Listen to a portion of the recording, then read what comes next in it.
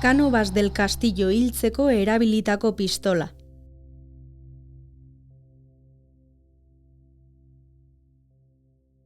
Pistola hitza entzun eta bati, Ameriketako estatu batuak etor dakizkioke burura.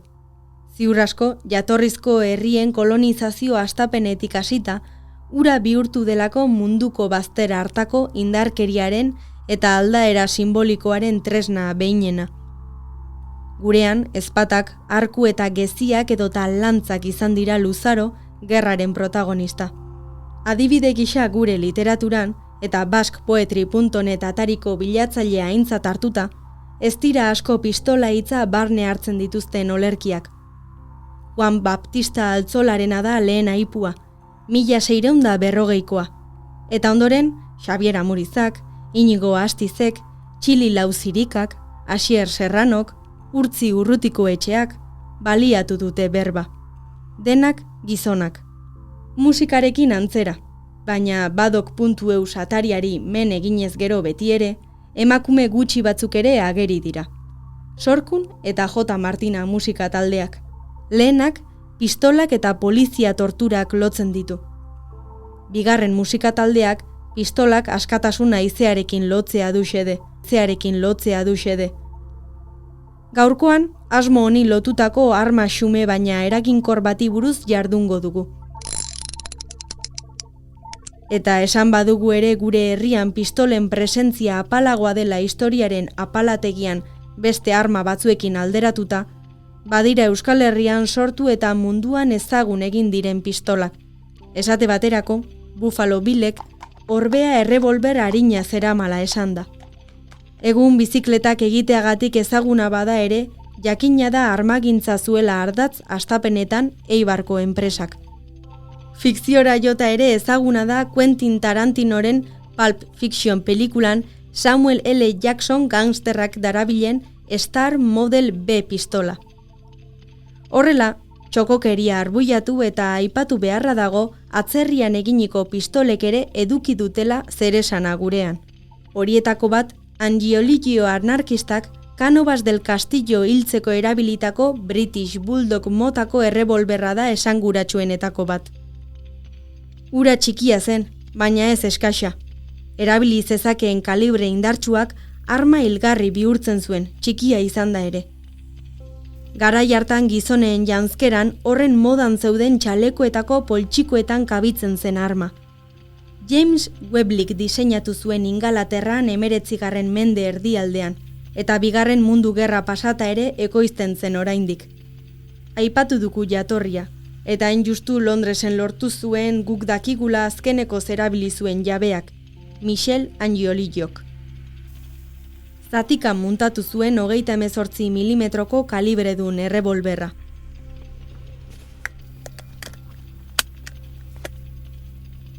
Eta 7,65 milimetroko balekin burutu zuen ekintza. 3 tiro eskatu omen zituen behin Cánovasek. Bata Martirentzat, besteak Maceo eta Gomezentzat. 3 tiro jasoko zituen berak trukean. Cánovas del Castillok maite zituen Arrasateko Gesalibar auzoko bainuetxeko urak. Maitasun ura aintzat hartu gabe, Javier Gurrutxagak etzukeen Orkesta Mondragon deituko bere musika taldea, ezta Leopoldo Maria Panerok eginen kolaboratuko ere. Baina akaso, hobe da bukaeratik baino hasieratik hastea. Cánovas Malagan jaio zen, 1828an, eta zuzenbide ikasketak egiteaz gain kazetari gisa ere jardun zuen. 1857an afiliatu zen Alderdi Moderatuan, eta ordutik 19. mendeko saltsa politiko guztietan aritu zen.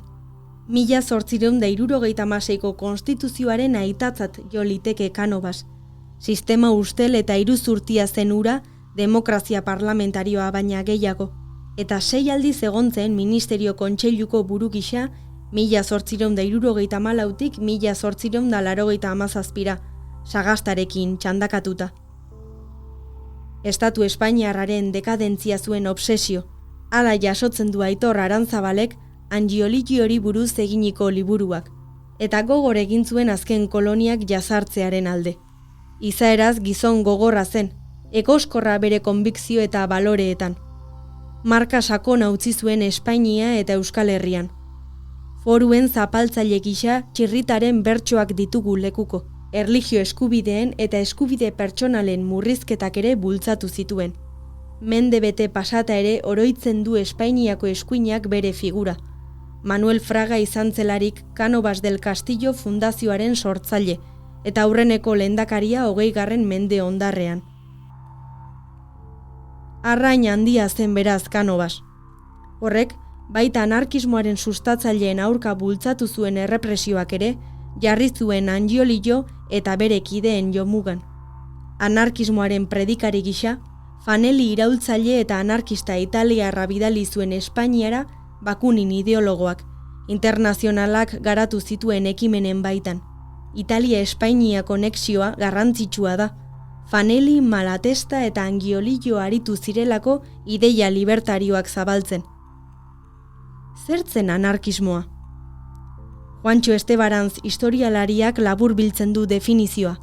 Esanaz, 19. mendearen azken herenean, Frantzian sortu zen korronte politikoa izan zela, eta politika formalaren baliabideak uxatzen zituela, ekintza zuzena eta greba orokorra lehenetsiz. Industria iraultzaren ondorio sortutako proletariotzak pairatzen zituen gabeziei erantzuna bilatu nahi zuten, eta elkar laguntza zuten ipar. Euskaldunak egon ziren hasieratik internazionalean, baina Zumarragan, Bilbon, Gasteizen, Tolosan, Irunen eta Iruñean zeuden taldeek eragin apala zuten 1910ean, CNT edo Lanaren Konfederazio Nazionala sortu zen arte. Alabaina, Angiolillo etzen gurera iraultzaile gisa etorri, etzen Che Guevara Bolivian. Bera, Euskal Herrira etorri zen, Cánovas bertan zegoelako. Ura baitzen Montjuiken, Kataluniako anarkistak Corpus Christi prozesioari eginiko atentatuaren ondorenean torturatzea agindu zuena. Ekintza hala suertatu zen. Espainiako gobernuburua emaztearekin iritsi zen 1887ko uztailaren 30ean. Abuztuaren 4ean iritsi zen Angiolillo, Madril utzita, egin beharreko guztiak eginda, eta informazioa jasota. Norteko estazioan trena hartu eta Zumarragan jaitsi zen. Bertatik, Zaldiorga batean, Arrasateko herritik 2 kilometrora zegoen Santa Ageda Bainuetxe hotelera iritsi zen. Harreran, Emilio Rinaldiren izena eman zuen, Erromako Il Popolo egunkariko ustezko kazetaria, eta faringitis kronikoa edukitzea zuen bertaratzearen aitzakia. 9 poliziako eskolta zuen Cánovasek, baina iesak ez zion ardurarik eragiten anarkistari, ez baitzuen horretarako asmorik. Momentu egokia besterik ez zuen behar, ura bakarrik geratzea. Hala, abuztuaren 8ean, igandea, meza entzun ostean, jantokirako bidean zela, emaztea beste egoiliar batzuekin berriketan zegoela probesturik, iritsi zen Angiolillorentzat unea. Logelara igo, pistola hartu, zarata gutxiago egiteko zapatak erantzita espartinak hartu, eta abiadura bizian galeriara jo zuen. Seko utzi zuen bere biktima. Ekintza xoka izan zen estatuarentzat eta Espainiaren gainbera bizitu zuen. Aipatu izan da, Angiolillok independentista kubatarren laguntza ere eduki zuela. Etxai asko baitzituen Cánovas andaluziarrak, baina borrero bakarra. British Bulldog motako errebolber txiki bat.